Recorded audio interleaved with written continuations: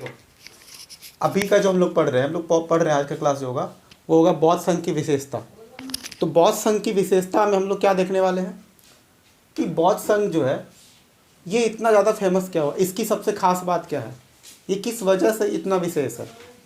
तो बौद्ध संघ की विशेषता जब हम लोग देखेंगे तो इसकी सबसे जो खास बात यह है कि बौद्ध धर्म में ईश्वर एवं आत्मा ये इस चीज़ को एक्सेप्ट नहीं करता है। यानी कि इसका मतलब ये हुआ कि बौद्ध धर्म कहीं ना कहीं क्या है, नास्तिक धर्म है। ये ईश्वर को नहीं मानता है, ये किसी भी प्रकार के मतलब कि परलौकिक जो जीवन कहते हैं, जो ईश्वरीय जीवन की जो है वो उसकी बात को ये एक्सेप्ट नहीं करता है। और साथ ही ये आत्मा को भी नहीं मानता है। जैसे हिंदू धर्म में आमतौर पे लोग क्या बोलते हैं कि हर एक चीज़ में आत्मा है, हर एक जीव में आत्मा है, और ये आत्मा क्या होता है, अजर अमर होता है। अच्छा, आत्माओं के बारे में तो इतनी सारी बातें हैं कि लोग कन्फ्यूज्ड हैं, आत्मा है या नहीं है। पर इतना ज़रूर है कि हमारे शरीर के अंदर कुछ तो ऐसा चीज़ है इंस्टॉल, कुछ तो ऐसा है जिसके वजह से हम क्या रहते हैं, जिंदा रहते हैं। तो अभी समझने के लिए फ़िलहाल हम यही समझेंगे कि आत्मा के वजह से ही क्या होता है, हम जिंदा हैं। आत्मा के एक सॉफ्टवेयर के रूप में समझते हैं। लेकिन आत्मा का जो महिमा मंडल जो हिंदू धर्म में जो किया गया है कि आत्मा अजर अमर है, आत्मा को नहीं कोई मार सकता है, ना जलाया जा सकता है। आत्माओं के शुद्धिकरण के लिए जो कई प्रकार के जो कर्मकांड उसमें बताए गए हैं, ये इतने सारे कर्मकांडों का जो वजह है वो आत्माओं की तृप्ति के लिए तो है, मोक्ष की प्राप्ति के लिए है। तो इन सारे मोक्ष की प्राप्ति, आत्माओं की तृप्ति, यानी कि आत्माओं को खुश करने का जो कर्मकांड जो किया गया, उन सारी ही चीज़ों का कौन किया, बौद्ध धर्म क्या किया, विरोध किया। तो अभी जो ये जो सारा टॉपिक हम लिखे हैं ये सारा बौद्ध संघ की विशेषता है, बौद्ध धर्म की विशेषता है। इसमें हम देख रहे हैं कि ईश्वर एवं आत्मा वो बिल्कुल नहीं मान रहा है। ईश्वर की बात करने का मतलब है कि वो किसी भी प्रकार के पारलौकिक जीवन की बात वो एक्सेप्ट नहीं कर रहा है। ईश्वर को वो मान ही नहीं रहा है, वो इस बात को एक्सेप्ट ही नहीं कर रहा है कि इस दुनिया को ईश्वर ने बनाया है। वो सीधा सवाल पूछते हैं कि ईश्वर क्या होता है, हमें नहीं पता और हमें जानना भी नहीं है। ईश्वर के कंसेप्ट को जानने में बुद्ध का कोई इंटरेस्ट नहीं है। वो सीधा बोलते हैं कि ये सारा जो पृथ्वी आप जो देख रहे हैं वो क्या है, शाश्वत है, ये एक प्रकृति के नियम के तहत चलता है। और वो ये नहीं कह रहे कि ऊपर कोई एक व्यक्ति ऐसा बैठा हुआ है जो ऊपर से सारा रिमोट से कंट्रोल कर रहा है हर चीज़। जैसे हम लोग एक चीज़ होता है कि जो से कहते हैं हम लोग ने कि हर चीज़ जो है ऊपर से लिखा हुआ रहता है, जो कभी भी टल नहीं सकता है। अब ये लिखने वाले हम लोग आमतौर पे मानते को क्या है, ईश्वर मानते हैं। लेकिन ये इन सारी चीज़ों को वो खंडन करते हैं। ये स्यादवाद को मानते हैं, ये कहते हैं कि दुनिया में कोई भी चीज़ बस यूं ही है, उसके पीछे का कोई लॉजिक आप नहीं बता पाओगे। तो अभी आगे चल के पढ़ेंगे हम लोग स्यादवाद के बारे में। अच्छा, बौद्ध धर्म हम लोग को सभी को पता है कि हिंदू धर्म के खिलाफ आया था, और हिंदू धर्म के खिलाफ आने की वजह से जो सबसे बड़ी बात यह है कि हिंदू धर्म जो है वर्ण व्यवस्था को सपोर्ट करता था, और ये जो है बौद्ध धर्म जो है वो वर्ण व्यवस्था को बिल्कुल भी एक्सेप्ट नहीं करता है।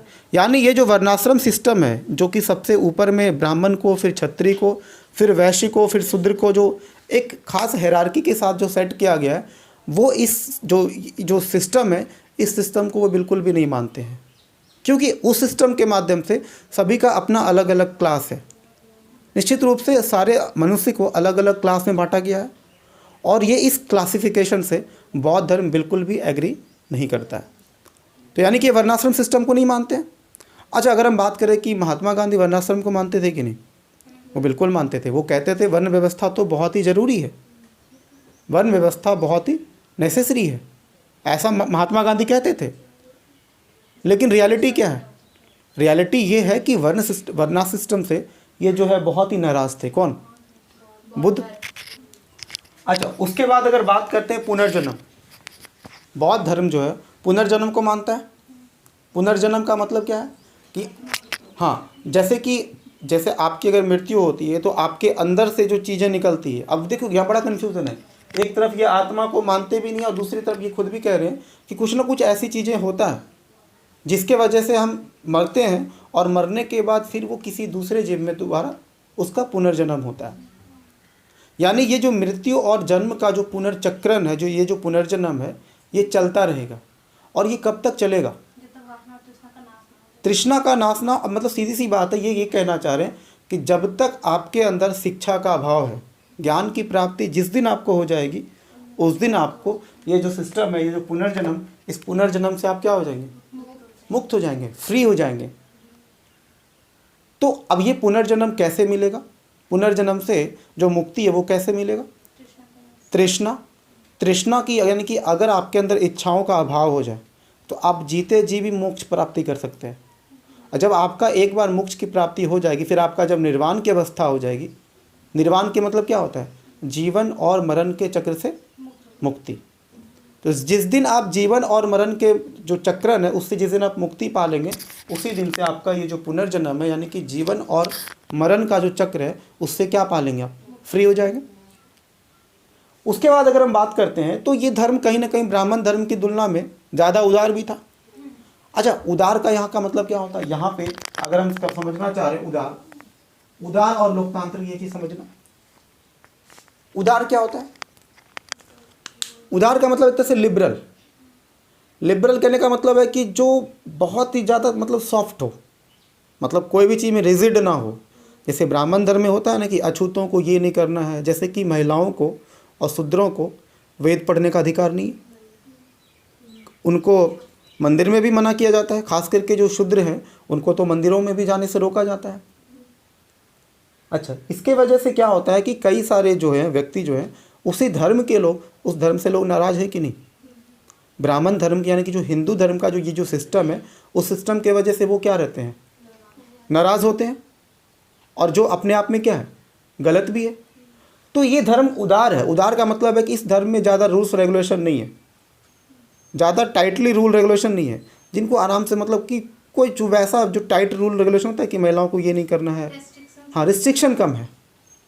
लोकतांत्रिक का मतलब है कि वो सभी तक पहुँचे ये धर्म का। इस धर्म के अंदर कोई भी व्यक्ति शामिल हो सकता है, कोई रूल रेगुलेशन वैसा कुछ भी नहीं है। चाहे अगर कोई, अच्छा, सबसे बड़ी बात, खास बात ये है कि ये उदार और लोकतांत्रिक जो हम कहते हैं, इस धर्म को उदार और लोकतांत्रिक वो इस बिहाफ पे कहते हैं क्योंकि इस धर्म में, इस बौद्ध संघ में सभी, ये जो दरवाज़ा है सभी के लिए खुला होता है। बौद्ध संघ में सभी लोग, कोई भी आकर प्रवेश कर सकते हैं, कोई दिक्कत नहीं है। लेकिन जो कुछ रिस्ट्रिक्शन है वो अभी आगे पढ़ेंगे कि बौद्ध संघ में प्रवेश पाने के लिए ऐसा और क्या क्या रिस्ट्रिक्शन है, जिसके वजह से बौद्ध संघ में प्रवेश करने के लिए मना किया जाता है। जैसे एग्जाम्पल के तौर पे, अगर कोई ऋणी व्यक्ति है, किसी से कर्ज लेकर के आया हुआ है, तो क्या उसको हम बौद्ध संघ में प्रवेश करने देंगे? बौद्ध संघ में वो प्रवेश नहीं कर सकते हैं क्योंकि वो किसी से कर्ज लेकर के आया हुआ है। उसी प्रकार से कोई महिला, खास करके हम विवाहित स्त्री की बात कर रहे हैं, विवाहित स्त्री या तो वो अपने पति से परमिशन लेगा या तो अपने पिता से परमिशन लेगी, तभी आकर के वो उसको परमिशन मिलेगा यहाँ पे बौद्ध संघ में। लेकिन अगर कोई कुमारी लड़की है तो उसके लिए क्या रूल रेगुलेशन है? फादर से पूछ लेना, काफ़ी है। तो कहीं ना कहीं महिलाओं को थोड़ा बहुत रिस्ट्रिक्शन वहाँ पे दिखता है। अच्छा, उसके बाद हम ये भी देखते हैं कि बौद्ध संघ की जो सबसे खास बात ये भी था कि ये जिस भाषा का इस्तेमाल करते थे ये लोग, क्योंकि भाषा बहुत ज़्यादा महत्वपूर्ण चीज़ होता है, क्योंकि हम कम्युनिकेशन किस चीज़ से करते हैं? लैंग्वेज के माध्यम से करते हैं। और वो लैंग्वेज जितना ईजी होगा, लोग हमारी बात को उतना ही ईजी तरीके से समझ पाएंगे और वो ईज़िली कम्युनिकेट भी कर पाएंगे। तो उस समय चूँकि संस्कृत का बहुत ज़्यादा वर्चस्व था और संस्कृत का ऐसा, मतलब क्या कहते हैं, संस्कृत का इस तरह से जोर शोर पे चल रहा था कि पढ़े लिखे लोगों की वो भाषा हुई करते थे, संस्कृत। और अभी की बात अगर देखा जाए, यानी कि बौद्ध संघ की बात, जिस समय ये बौद्ध संघ का प्रचार प्रसार हुआ था, बौद्ध धर्म का प्रचार प्रसार हो रहा था, उस समय वो क्या किया गया था, यहाँ पर पाली भाषा को अपनाया गया था।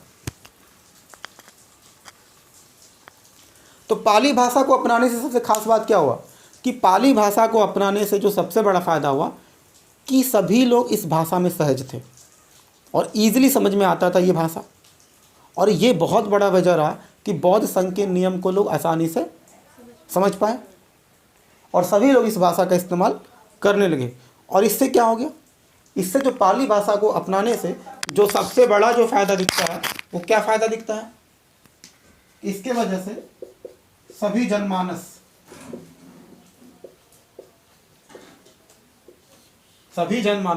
क्या किए? आसानी से आसानी से इस धर्म को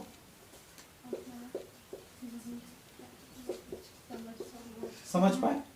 और अगर समझ जाएंगे इस धर्म की अच्छी बातें क्या है, तो इसके वजह से बेनिफिट क्या होगा, लोग इसको अपनाएंगे भी, फॉलो भी करेंगे।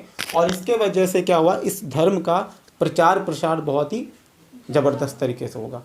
काफ़ी तेज़ी से हम देखेंगे कि यही बहुत बड़ा वजह ये रहा कि किसी भी धर्म को अगर हम, जैसे अपनी ही बातों को अगर हम लोगों तक पहुंचाना चाहते हैं, और अगर हमारा कम्युनिकेशन का जो तरीका है वो सिंपल है, इजी लैंग्वेज में लोगों को अगर हम समझाते हैं, तो निश्चित रूप से आप ज़्यादा फेमस हो जाइएगा, क्योंकि आपको लोग ज़्यादा सुनना पसंद करेंगे। कई बार क्या होता है कि इकोनॉमिक्स हम जो पढ़ते हैं, अर्थशास्त्री जो होते हैं वो तो उस विषय के बहुत बड़े ज्ञानी होते हैं, लेकिन इसकी क्या गारंटी है कि वो आपको इकोनॉमिक्स भी उतना ही ईजी में समझा पाएंगे, नहीं समझा पाते हैं ना। तो क्या होता है, वो जानते जरूर उस विषय के बहुत बड़े जानकार जरूर हैं, लेकिन उतना ही अच्छे तरीके से आपको सिखा भी सकें, इसकी कोई गारंटी नहीं है। तो यहाँ भी है, बौद्ध धर्म कहने का मतलब है कि ये इसका लैंग्वेज इतना ज़्यादा सिंपलिस्टिक था। और ये पहले बात, ये धर्म जो है किसी भी प्रकार के भेदभाव, डिस्क्रिमिनेशन जिसको कहते हैं, उसको ये एबॉलिश करने की बात करता है, उसको ख़त्म करने की बात करता है। और ये बहुत बड़ा वजह होगा कि बौद्ध धर्म आसानी से दूसरे देशों में फैलता है। आगे इसको, बौद्ध धर्म को कई सारे लोगों के द्वारा प्रश्रय भी मिलता है। हम देखेंगे आगे चल के जो अशोक वगैरह जो है इसको बहुत जो है इसको सपोर्ट करते हैं। कई सारे जो विदेशी यात्री आते हैं वो इस धर्म की इस बातें सीख करके वो अपने यहाँ ले जाते हैं। बौद्ध धर्म की बहुत सारी किताबें यहाँ से जो है लेकर के जाते हैं। चीन के कई सारे जो यात्री थे वो यहाँ से आकर के चीन में गए थे समझाने के लिए कि देखो ये एक नया धर्म है। तो दूसरे देशों में यानी कि पूरी दुनिया में जो फैला ये धर्म, इसका सबसे बड़ा वजह ये रहा कि ये धर्म का रूल रेगुलेशन बहुत ही सिंपलिस्टिक था। तो अब जो अगला टॉपिक अभी हम देखने वाले हैं वो थोड़ा वीडियो को हम पॉज करेंगे और पॉज करने के बाद बताएंगे कि बौद्ध संघ के नियम वगैरह क्या थे। देखो अब जो ये जो हमारा टॉपिक है ये हमारा है बौद्ध संघ का नियम, यानी कि बौद्ध संघ में जो लोग रहते थे, बौद्ध संघ में रहने वालों को कोई ना कोई रूल रेगुलेशन फॉलो करना पड़ता था। तो किस तरह के रूल रेगुलेशन को वहाँ लोग मानते थे, अभी हम थोड़ी देर पहले क्या बताया कि बौद्ध संघ में प्रवेश पाने के लिए कई सारे रूल्स रेगुलेशन थे। वहाँ रहने वाले लोगों को भी अलग अलग रूल्स रेगुलेशन मानने पड़ते थे। तो अगर हम बारी बारी से इसको हम देखते हैं तो सबसे पहला क्या है कि बौद्ध संघ में अगर आपको एंट्री चाहिए तो बिना मदर और फादर यानी कि बिना माता पिता की आज्ञा के आपको परमिशन नहीं मिलने वाला है। अच्छा, ये आम तौर पे माता पिता से जो परमिशन जो मांगते थे वो आम तौर पे सभी के लिए होता है, लेकिन जब लोगों की शादी हो जाती है आफ्टर मैरिज, उसके बाद थोड़ा रूल्स क्या हो जाता है, चेंज हो जाता है। यानी कि जब तक वो बच्ची थी, छोटी बच्ची थी, तब तक इसको बौद्ध संघ में अगर प्रवेश करना हो तो मदर और फादर दोनों से परमिशन मांगना होगा। लेकिन उसके बाद अगर कोई मैरिड गर्ल्स है, सुनो ध्यान से, अगर कोई मैरिड गर्ल्स है तो मैरिड गर्ल्स को परमिशन कैसे मिलेगा? हाँ, मैरिड गर्ल्स को परमिशन जो मिलेगा उसके हस्बैंड या फिर फादर, या तो उसके पिता से परमिशन लेना पड़ेगा या तो उसके पति से। अगर ये दोनों में से कोई भी परमिशन देने से मना करते हैं तो क्या वो उसमें बौद्ध संघ में एंट्री कर पाएंगे? एंट्री ही नहीं मिलेगा उनको। तीसरा रूल की अगर हम बात करें कि एंट्री जब किसी को मिल जाता है, अगर आपको बौद्ध संघ में ये जो बना होता है वहाँ पर रहने के लिए जो राजा लोग बनवाए थे, वहाँ पर अगर आपको एंट्री मिल जाता है, हालांकि देखो बौद्ध संघ को जो है बनाया गया तो कई सारे राजाओं के द्वारा भी बनाया गया था और खुद बौद्धों ने मिलकर के भी बनाया। शुरुआत में तो वो खुद ही बनाए थे अपने से, गुफा वगैरह में भी रहते थे। अच्छा, बाद में जब दान दक्षिणा वगैरह मिलने लगा तो कई सारे राजाओं के माध्यम से भी वो बौद्ध संघ वगैरह जो विहार कहते हैं जिसको, वो विहार वगैरह बनाया जाने लगा। तो वहाँ पर जो एंट्री मिलने के बाद आपका जो गृहस्थ जीवन है वो क्या हो जाएगा? ख़त्म। यानी घर का जो सोशल लाइफ जो आप जी रहे थे उस लाइफ को क्या करना पड़ेगा? ख़त्म करना पड़ेगा। उसके अलावा आपका मिनिमम कितना उम्र होना चाहिए? कम से कम आपका चाहे लड़का हो या लड़की हो, उसका कम से कम मिनिमम जो है, मिनिमम कितना होना चाहिए था आपको? मिनिमम 15 साल जो आपका एज होना चाहिए, तभी आपको जो है एंट्री वहाँ पर मिलेगा। नहीं तो फिर आपको एंट्री नहीं मिलेगा। क्योंकि छोटा बच्चा अगर टिल्लू सा साइज का अगर बच्चा कोई जाएगा, अब बोलेगा हमको बौद्ध धर्म अपनाना है, उसको धर्म का धौ नहीं पता है। अब वो चला जाएगा, हमको बौद्ध धर्म अपनाना है, क्यों भाई? क्योंकि हम हिंदू धर्म से परेशान हैं। ऐसा थोड़ी होता है। वो बच्चा अभी समझदारी आया ही नहीं। कम से कम कहने का मतलब है कि आपका समझदारी विकसित हो जाना चाहिए। जब आपको लगे कि सही और गलत क्या है, चीज़ें समझ में आना चाहिए, तो कम से कम जो मिनिमम एज है वो कितना होना चाहिए? 15 साल होना चाहिए। अच्छा, इसके बाद एक चीज़ और समझना है कि बौद्ध संघ में जो लोग रहते थे उनको एक चीज़ और भी करना पड़ता था कि उनको भिक्षा मांगना पड़ता था, और उसी भिक्षा के माध्यम से जो कुछ भी मिलता था उसी से अपना वो लाइफ चलाते थे। जितने भी सारे बौद्ध संघ में रहने वाले लोग तो सभी को क्या बोलते हैं? भिक्षु। भिक्षु का मतलब वो भिक्षा लेने के लिए जाएंगे। लेकिन अगर कोई व्यक्ति, बौद्ध संघ में रहने वाला कोई व्यक्ति, अगर वो शारीरिक रूप से सक्षम नहीं है तो क्या वो जा पाएगा भिक्षा लेने के लिए? नहीं जा पाएगा। अच्छा, पहली बात तो वो भिक्षा लेने के लिए नहीं जा पाएगा। दूसरी बात ये है कि उसकी देखभाल करने के लिए किसी न किसी को वहाँ पर रखना पड़ेगा। तो दोनों ही बात अपने आप में क्या है? दिक्कत वाली बात है। कहीं ना कहीं वो बौद्ध संघ पे बोझ बन जाएगा। अच्छा, बौद्ध संघ के जितने भी सारे लोग जो भिक्षु होते थे वो एक जगह इकट्ठा होकर बैठते भी नहीं थे, स्थिर नहीं होते थे। वो टाइम टू टाइम जो है इधर उधर ट्रैवल करते रहते थे। वो जो है मतलब का जैसे बरसात का सीजन है तो बारिश के टाइम में वो कहीं एक जगह स्थिर होकर रह जाते थे, गुफा वगैरह में रह जाते थे। लेकिन जैसे ही बरसात ख़त्म होता था वो नई जगह की तलाश में चले जाते थे। यानी वो अलग अलग जगह जा कर के वो रहते थे। ऐसा करने के पीछे उनका प्लानिंग क्या है? प्लानिंग ये, क्योंकि वो उनका ये लक्ष्य नहीं था कि हमको जीवन जीना है किसी तरह से। उनका लक्ष्य ये था कि बौद्ध धर्म का सही से प्रचार प्रसार दुनिया को बताना होगा। बौद्ध धर्म के बारे में, बौद्ध धर्म के बारे में अच्छी अच्छी बातों को बताना है। और इसी वजह से वो सभी जगह इधर उधर जो है जाते रहते थे। तो उनको जब जिस जगह वो जाते थे वहाँ पे भिक्षा मांग के काम चलाना पड़ता था। इसीलिए यही सारी वजह से जो लोग जो शारीरिक रूप से जो अस्वस्थ थे, जिनको कि हम शारीरिक रूप से विकलांग कहते हैं, हालांकि ये शब्द उतना अच्छा नहीं है। विकलांग एक अच्छा शब्द नहीं है। उसके जगह पे क्या होना चाहिए? दिव्यांग। दिव्यांग एक अच्छा शब्द है। दिव्यांग, फिजिकली हैंडीकैप भी अपने आप में अब बुरा शब्द बनते जा रहा है। हाँ, फिजिकली डिसेबल्ड, जो उस चीज़ के, या फिर सबसे अच्छा वर्ड होता है स्पेशल एबल, शारीरिक रूप से जो विशेष क्षमता रखते हैं उसको क्या बोलते हैं? मतलब जो विशेष रूप से सक्षम है काम करने के लिए। यानी कि मानते हैं कि उनके जो शरीर का कोई न कोई अंग, एक ऐसा अंग है जो कि प्रॉपर तरीके से काम नहीं कर रहा है, बावजूद इसके वो अलग क्षमता रखते हैं।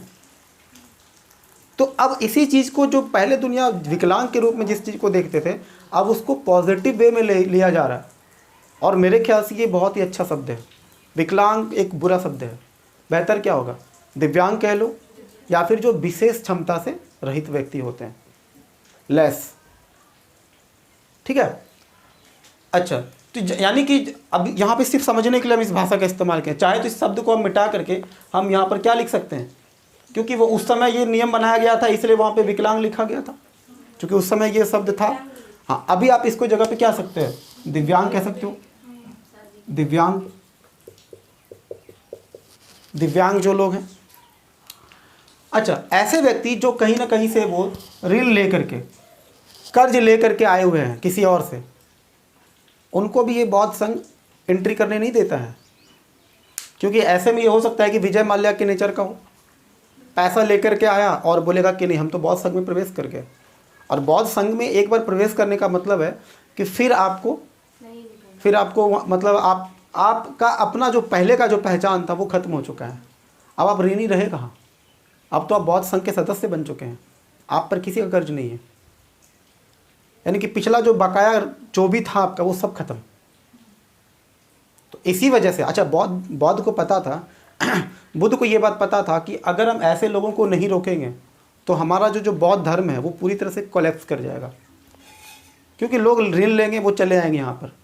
अच्छा, जिसका वो ऋण लेकर के आएगा वो आएगा बुद्ध को कहने के लिए कि ये तो मेरे यहाँ से पैसा लेकर भागा था, आप उसको एंट्री कैसे दे दिए? बुद्ध तो कहेंगे अब मेरे एंट्री ले चुका है, अब वो यहाँ का सदस्य बन चुका है, अब आप इससे वसूल नहीं सकते हो। ऐसे में क्या होता है? बुद्ध का उनसे कॉन्ट्राडिक्शन होता है, 36 का आंकड़ा चलता है। तो उनको पता था कि क्या क्या दिक्कत होने वाला है। इन्हीं सारी दिक्कतों की वजह से उन्होंने पहले ही रूल्स में रेगुलेशन में इस चीज़ को मेंशन कर दिया था, हम किसी ऋणी व्यक्ति को एंट्री नहीं करने देंगे और ना ही किसी सैनिक को एंट्री करने देंगे। सैनिक को मना करने के पीछे रीज़न क्या है? मान लो कि अभी युद्ध चल रहा है, युद्ध होने वाला है, राज्य पर एक विशेष प्रकार का संकट आया और सेना को पता चल गया था कि अब हमें लड़ना पड़ेगा। और लड़ने का मतलब है कि तुम हर बार जीत कर आओगे, इसकी कोई गारंटी है क्या? तुम सन्नी देओल तो हो नहीं, हर बार तुम ही जीतोगे।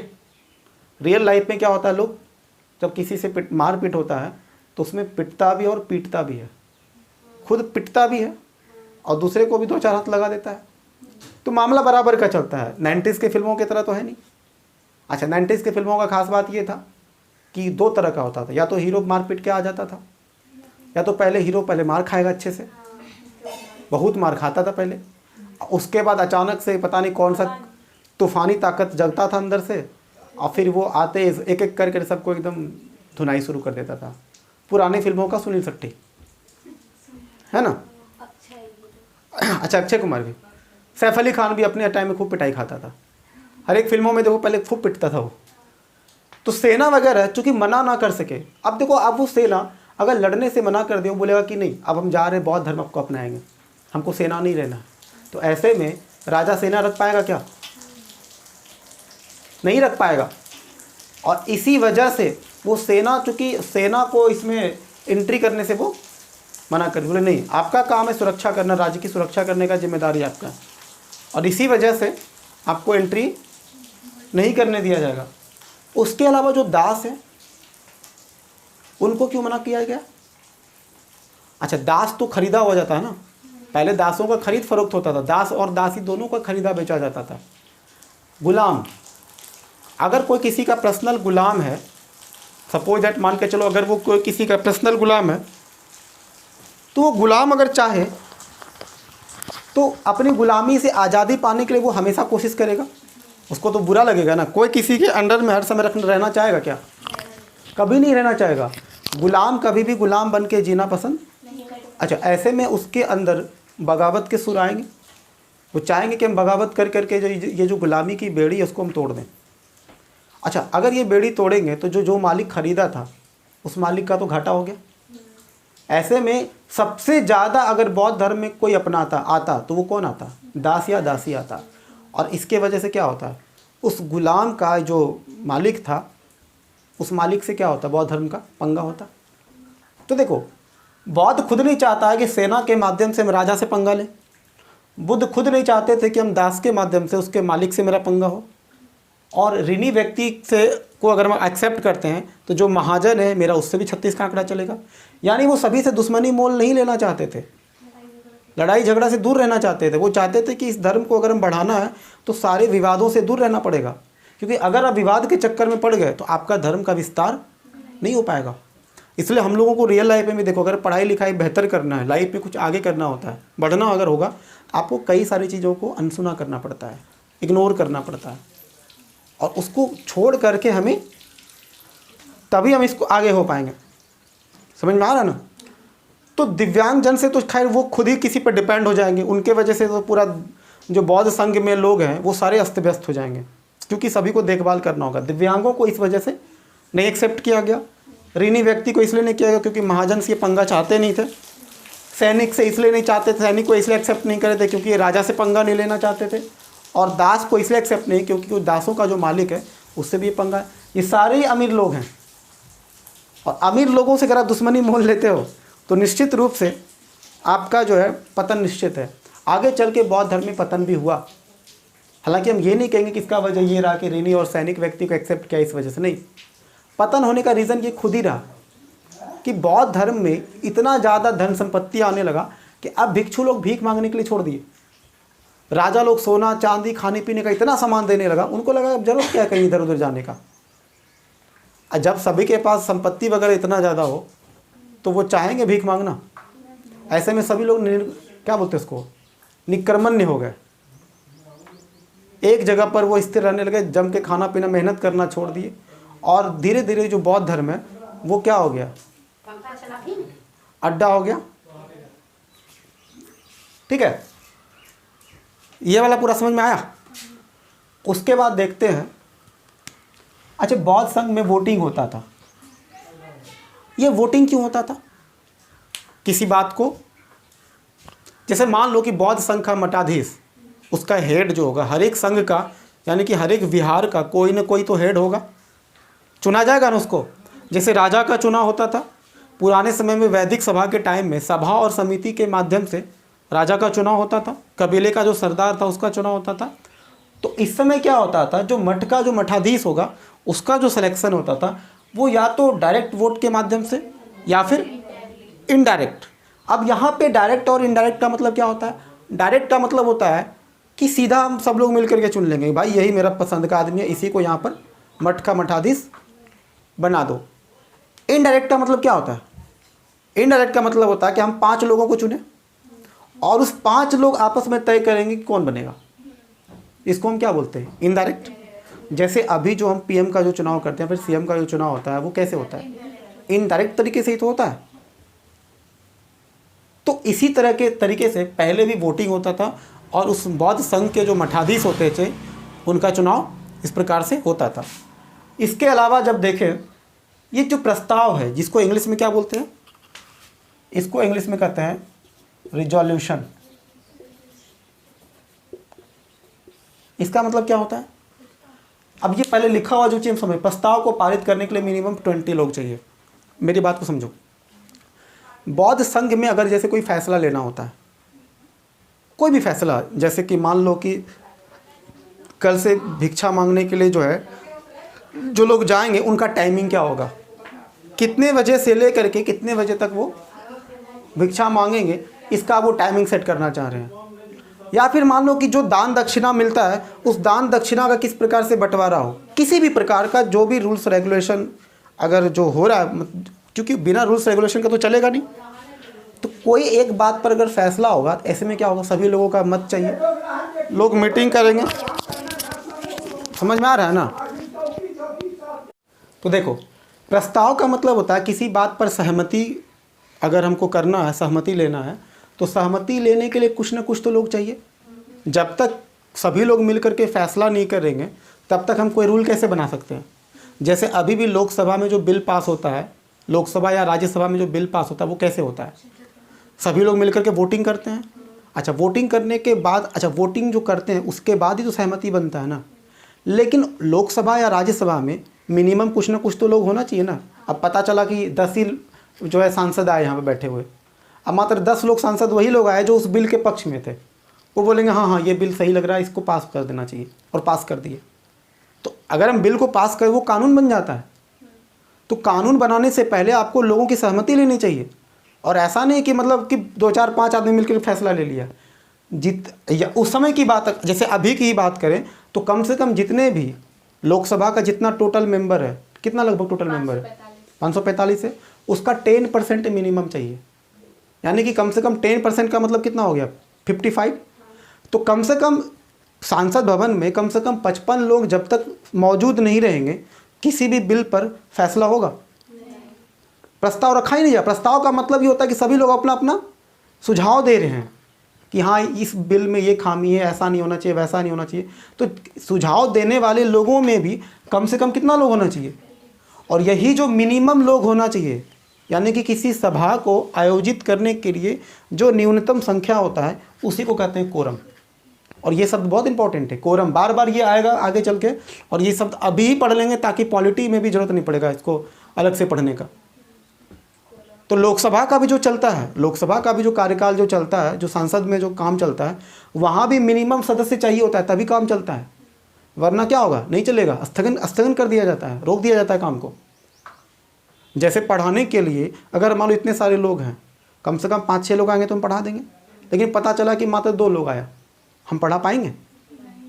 ठीक भी नहीं रहेगा। यानी कि किसी चीज़ को, किसी मीटिंग को चलाने के लिए जो मिनिमम जो लोग चाहिए, जो मिनिमम उपस्थिति चाहिए, उसी को क्या बोलते हैं, कोरम चाहिए। और ये रूल्स पहले भी था कि कम से कम 20 लोग होगा तभी बौद्ध संघ के नियम वगैरह बनाए जाएंगे, वरना नहीं बनाए जाएंगे। उसके अलावा एक चीज़ और देख लेते हैं। अब बौद्ध के जो नियम थे, जो बुद्ध के जो नियम थे, बौद्ध धर्म को मानने वाले 2 तरह के लोग थे।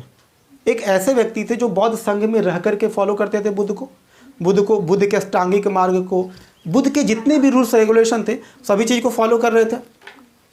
लेकिन कुछ ऐसे भी लोग थे ना जो गृहस्थ जीवन जी रहे थे।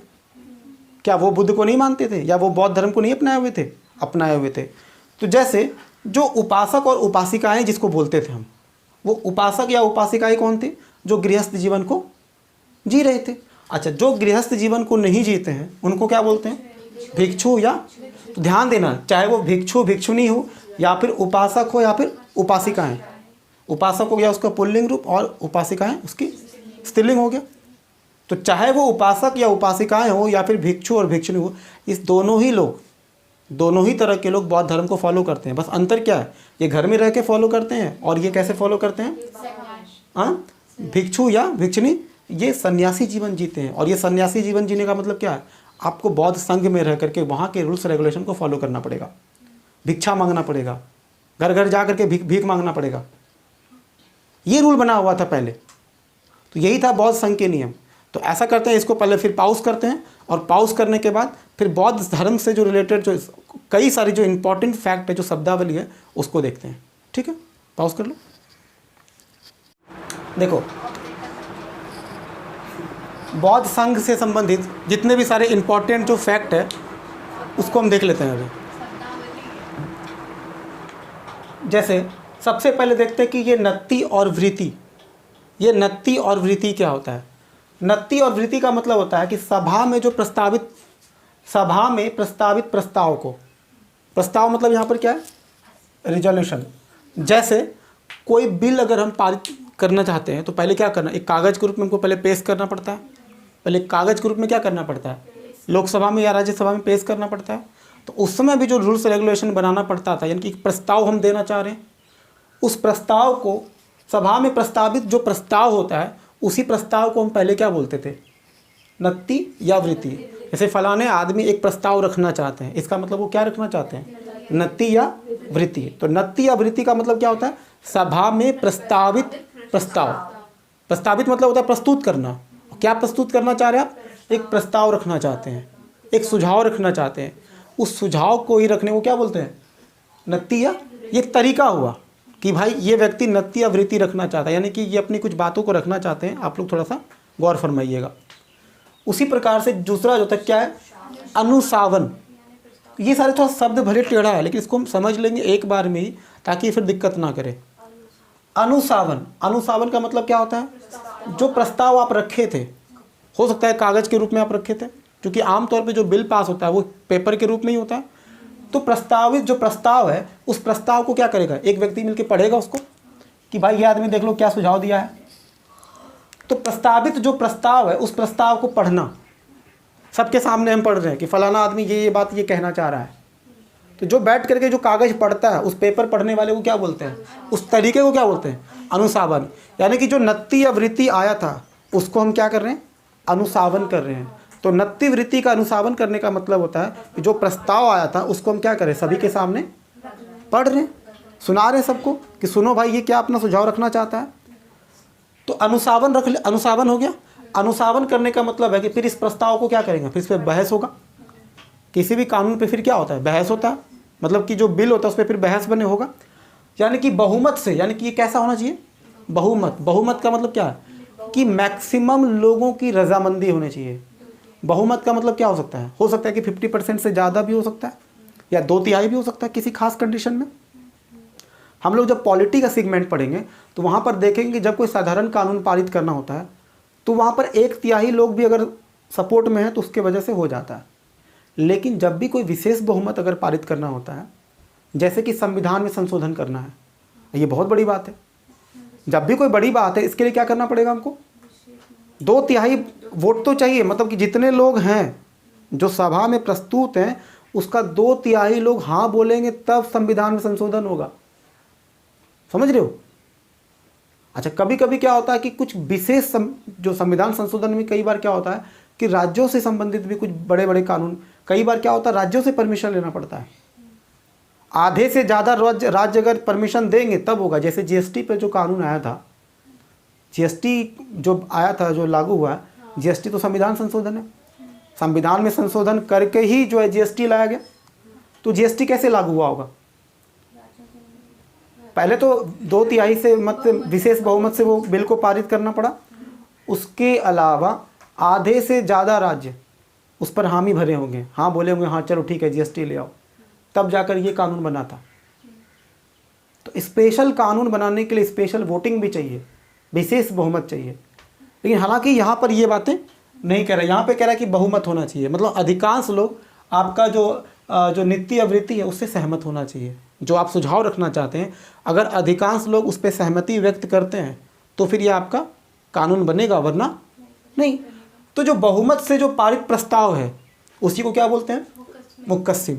आज जो बहुमत से पारित प्रस्ताव होता है उसको क्या बोलते हैं? कानून बोलते हैं। अगर बहुमत से लोग पारित कर दिए उसको क्या बोलते हैं? कानून हो गया।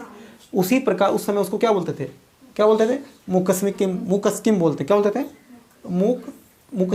थे? मुकस्सिम बोलते थे। अगर बहुमत से कोई चीज़ पारित हो गया उसको क्या बोलते हैं? मुकस्सिम। उसके अलावा अगला शब्द क्या है? अधिकरण। अधिकरण का मतलब क्या होता है कि अगर इस प्रस्ताव जैसे आप पारित किए थे और उस पर मतभेद भी तो हो सकता है ना, हो सकता है कई लोगों को वो चीज़ पसंद ना आए, तो प्रस्ताव पे जो मतभेद होता है उस मतभेद को ही क्या बोलते हैं? उसी प्रस्ताव पे मतभेद को ही बोलते हैं अधिकरण। अधिकरण चल रहा है यानी कि मतभेद चल रहा है, वो प्रस्ताव आसानी से पास नहीं हो पा रहा है। अधिकरण लगने का मतलब है जैसे किसी कानून पे स्टे लगना, स्टे को मतलब रुक गया, अब वो आगे नहीं बढ़ा। क्योंकि अच्छा कभी कभी ऐसा होता है ना कि लोकसभा किसी कानून को पास किया, राज्यसभा में गया और राज्यसभा मिलकर के राज्यसभा उस कानून को पास ही नहीं होने दे, बोलेगा कि नहीं ये बिल सही नहीं है, हम इस पर सहमति नहीं देते हैं, हम रोक लगाना चाहते हैं। तो ऐसा होता था, अभी भी होता है, तो पहले भी होता था। अगर किसी प्रस्ताव पे मतभेद है तो उसी को क्या बोलते हैं? अधिकरण बोलते हैं। उसके बाद वाला शब्द क्या है? प्रज्ञापक। प्रज्ञापक कौन होगा? सभा को आयोजित करने वाले लोग, सभी लोगों को जो इकट्ठा करके जो बिठाया एक जगह पे, चलो भाई सब लोग यहाँ पर आके बैठो, यहीं पे बहस होगा, यहीं पे फैसला होगा, व्यवस्था करने वाला, जो मीटिंग का जो पूरा व्यवस्था करने वाला है उसको हम क्या बोलेंगे? उसको हम कहेंगे प्रज्ञापक बोलते हैं। अभी उसको अध्यक्ष बोलते हैं क्योंकि व्यवस्था तो वही करवाता है। तो प्रज्ञापक का मतलब समझ में आया? अच्छा, उसके अलावा कोरम, अभी हम जस्ट थोड़ी देर पहले बताया कि सभा को चलाने के लिए यानी कि सभा का आयोजन करने के लिए जो न्यूनतम संख्या होना चाहिए उसको हम क्या बोलते हैं? कोरम कहते हैं। उसके बाद क्या है? उपोषद। उपोषद का मतलब होता है कि विशेष अवसर पर, किसी खास अवसर पर जो धर्म वार्ता के लिए एकत्रित होना, यानी धर्म वार्ता मतलब किसी धर्म पर जब बहस होगा। पहले भी रिलीजियस डिबेट कहते हैं उसको। पहले सभी धर्म के लोग एक जगह, जैसे अकबर ये काम खूब करवाता था। अकबर क्या करवाता था, जैसे जो मुस्लिम के जो धार्मिक गुरु हैं उनको भी बुलाते थे, हिंदुओं के धार्मिक गुरु, सिखों के धार्मिक गुरु, सभी धर्मों के धार्मिक गुरु को एकत्रित करते थे। उसके बाद वो आपस में बहस करवाते थे। वो जानना चाहते थे कि हर एक धर्म की सबसे खूबसूरत बात क्या है। तो ये तो डिबेट करने से पता चलेगा ना, जब व्यक्ति डिबेट करता है तभी तो कहता है कि मेरे धर्म में ये बातें बहुत अच्छी लिखी हुई है। यानी कि धर्म का जो धार्मिक चर्चा के लिए जो विशेष आयोजन किया जाता है उस आयोजन को क्या बोलते हैं? उपोषद। उपोषद में क्या होगा? उपोषद है, थ है वो, ये थ है, उपोषद है। तो उपोषद का मतलब क्या हुआ? धार्मिक चर्चा कराने के लिए, किसी धर्म पर जो डिबेट कराने के लिए जो एकत्रित सब लोग होते थे उसको क्या बोलते थे? उपोषद। उसके बाद क्या है? उपसंपदा। उपसंपदा मतलब क्या है? किसी संघ में जब आप शामिल हो जाते हैं, आपका मतलब क्या हो गया? संघ में शामिल होने की प्रक्रिया को ही क्या बोलते हैं? उपसंपदा। आपका उपसंपदा हो गया, मतलब क्या हुआ कि अब आप संघ में शामिल हो चुके हैं, आपको उपसंपदा कराना है। हाँ कराना है, तो ठीक है चलो भाई, रूल्स रेगुलेशन फॉलो करेगा, आपका देखेगा कि आप कहीं के दासी तो नहीं है, दास या दासी तो नहीं, कहीं ऋणी तो नहीं है, सैनिक तो नहीं है, ये सारा चीज़ चेक करेगा। फिर उसके बाद आपको संघ में शामिल किया जाएगा, यानी आपका क्या हो गया? उपसंपदा हो गया। उसके अलावा क्या है? प्रवज्जा। प्रवज्जा का मतलब क्या होता है? अगर आप गृहस्थ जीवन को छोड़ देते हैं, इसका मतलब आपका क्या हो गया? प्रवज्जा हो गया। आपने गृहस्थ जीवन का त्याग कर दिया। अच्छा, ये त्याग करते क्यों थे? बौद्ध संघ में शामिल होने के लिए, वो सन्यासी बनना चाहते थे। और जब आप सन्यासी बन ही गए तो आपको गृहस्थ जीवन से क्या मतलब है? सन्यासी का कोई धर्म होता है क्या? उनका एक ही धर्म होता है, ये सब मोह माया है, बाकी ईश्वर के लिए चलो, ईश्वर के लिए जियो। सारा चीज़ त्याग हो जाता है, मतलब कि त्याग इतना ज़्यादा उनके अंदर है, उनको किसी चीज़ से मोह माया नहीं होता। प्रवज्जा का मतलब समझा है? गृहस्थ जीवन का त्याग। उसके बाद क्या है? श्रामनेर। श्रामनेर का मतलब क्या होता है?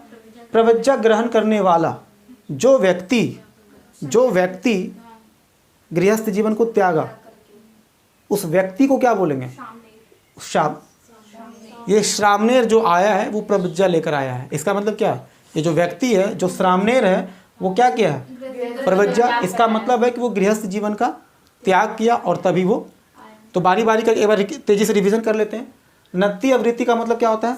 सभा में प्रस्तावित प्रस्ताव को क्या बोलते हैं? नत्तीय वृत्ति। उसके बाद क्या है? अनुसावन।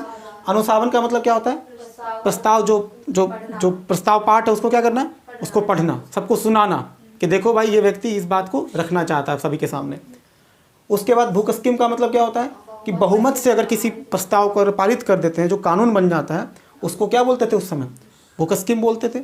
उसके अलावा क्या है? अधिकरण। अधिकरण किसको बोलते थे? अगर प्रस्ताव पर बहस होता है तो उसको क्या बोलते हैं? अधिकरण। उसके बाद क्या है? प्रज्ञापक। प्रज्ञापक का मतलब होता है कि सभा में बैठने की व्यवस्था करने वाला जो अधिकारी होता है, जो मीटिंग को व्यवस्थित करता है, उसको क्या बोलते हैं? प्रज्ञापक। उसके अलावा क्या? कोरम। तो जो मिनिमम सभा को चलाने के लिए जो न्यूनतम संख्या चाहिए उसको क्या बोलते हैं? कोरम। उसके अलावा क्या? उपोषद किसको कहते हैं? विशेष अवसर पर, किसी खास अवसर पर जब जो धार्मिक चर्चा होते थे उसको क्या बोलते थे? उपोषद। उसके अलावा क्या है? उपसंपदा। उपसंपदा का मतलब क्या होता है? संघ में जो शामिल होते थे उस तरीके को क्या बोलते थे? उस प्रोसेस को क्या बोलते थे? उपसंपदा। प्रवज्जा गृहस्थ जीवन का त्याग, और श्रामनेर किसको करते थे? ध्यान रहेगा ना? अब अगर इससे रिलेटेड जो भी क्वेश्चन आएगा हम उसको क्या करेंगे? ध्यान से देखेंगे और उसको पूरी तरीके से समझने की कोशिश करते हैं। अभी फ़िलहाल फिर वीडियो पॉज करते हैं, फिर देखते हैं इसके जो अगला टॉपिक है वो हम देख लेते हैं। चलो देखो, अब जो बौद्ध संघ के 10 सील या शिक्षा पद है, यानी ये बौद्ध संघ में जो रहने वाले लोग हैं उनको ये फॉलो करना पड़ेगा। बौद्ध संघ के 10 सील या ये सभी नियम को बौद्ध संघ में रहने वाले जितने भी भिक्षु या भिक्षुनी हैं सभी को फॉलो करना पड़ेगा। तो रूल क्या है? सबसे पहला रूल क्या है? अहिंसा। अहिंसा का मतलब ये होता है हिंसा ना करना, है ना? किसी भी जानवर को टॉर्चर ना करना, है ना? अहिंसा के अलावा दूसरा क्या? आपको हमेशा सत्य बोलना पड़ेगा, यानी कि झूठ नहीं बोलना है। तीसरा चीज़ क्या है? अस्तेय। अस्तेय का मतलब क्या होता है? चोरी ना करना। ये रूल बता दिया, क्योंकि सभी लोग एक साथ रहेंगे, अगर चोरी करेंगे फिर दिक्कत है। तो अस्तेय का मतलब क्या होता है? चोरी ना करना। उसके बाद चौथा क्या है? अपरिग्रह। अपरिग्रह का मतलब होता है धन संचय ना करना, क्योंकि अगर धन संचय का जो यही बहुत बड़ा रीज़न हो जाता है आगे चल के जो बौद्ध संघ में जो फूट पड़ता है, इसी के वजह जमा करना। जैसे अभी ज़्यादातर लोग क्या करते हैं? अमीर होने के चक्कर में सब लोग अपना अपना धन को जमा कर रहे हैं। तो धन संचय ना करना ये तरीका क्या कहलाता है? अपरिग्रह। ठीक है, अपरिग्रह का मतलब क्या होता है? धन संचय ना करना। उसके बाद क्या है? ब्रह्मचर्य। ब्रह्मचर्य का मतलब क्या होता है? स्त्रियों से दूर रहना। ये भी सिखाते हैं बौद्ध धर्म के लोगों को। उसके बाद छठा नियम क्या है? दोपहर के बाद भोजन ना करना। मतलब रात के टाइम में सीधा, अच्छा, दोपहर के बाद भोजन ना करने से एक फ़ायदा भी है, उसका रीज़न बताते हैं। एक फ़ायदा तो ये है कि सबसे बड़ा बात है जो इकट्ठा जो भिक्षा लेकर के आते हैं तो कम ही ज़्यादा, बहुत ज़्यादा भीख तो नहीं मिलता होगा, उतना ही मिलता होगा कि बस अपना गुजर बसर किसी तरह कर पाएँ। तो रिसोर्स कम है, टिकना ज़्यादा देर है, इसके वजह से क्या होगा?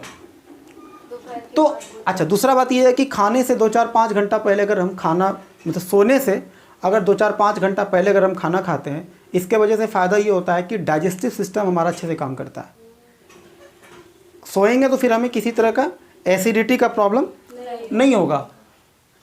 ये होता है। 7वां नंबर है कि व्यभिचार ना करना। व्यभिचार मतलब दूसरे के साथ मिसबिहेव ना करो, आप अच्छे से बात करो तरीके से। अगला क्या है? मद्य के सेवन ना करना, मतलब कि नशीला जितना भी पदार्थ होता है उसका सेवन आप नहीं करो। नम्मा क्या है? आरामदायक बिस्तर का, क्योंकि जहाँ आप आराम करने लगोगे तो फिर आपको लगेगा यार फिर हमको कुछ एक्स्ट्रा करने का ज़रूरत ही नहीं है। तो आरामदायक बिस्तर का त्याग मतलब ज़मीन पर सोना है, वो कहते हैं ना पतला वाला चटाई बिछा करके, गद्दा नहीं लगाना। उसके बाद क्या है? आभूषणों, किसी भी प्रकार का आभूषण नहीं पहनना है, सुंदर दिखने का कोशिश नहीं करना। ये जितने भी सारे रूल्स रेगुलेशन है, ये सभी रूल किसको मानना पड़ेगा? जो बौद्ध संघ में जो रहने वाले लोग हैं, यानी कि जो भिक्षु और भिक्षुनी है, उसको ये रूल को। क्या आम लोग जो रहते हैं, जो बौद्ध धर्म को फॉलो करते हैं, क्या उनको ये सारा रूल फॉलो करना पड़ेगा क्या? जो गृहस्थ जीवन में जीते हैं वो तो दोपहर के बाद भोजन करते हैं। तो इसके कई सारे रूल्स रेगुलेशन ऐसे हैं जो कि गृहस्थ वाले को भी, मतलब गृहस्थ वाले को जैसे ये तो मानना पड़ेगा भाई, अहिंसा करना पड़ेगा, सत्य बोलना पड़ेगा, चोरी नहीं करना है, और धन संचय ज़्यादा करने की कोशिश नहीं करना चाहिए। अच्छा, वहाँ तो कुछ ना कुछ तो संचय होगा ही ना, अगले जनरेशन के लिए तो करना पड़ेगा। ये तो नहीं हो पाएगा। दोपहर के बाद भोजन का ये भी नहीं चलेगा। ये भी, अच्छा, व्यभिचार भी तो नहीं करना चाहिए ना, मद के सेवन भी नहीं करना चाहिए।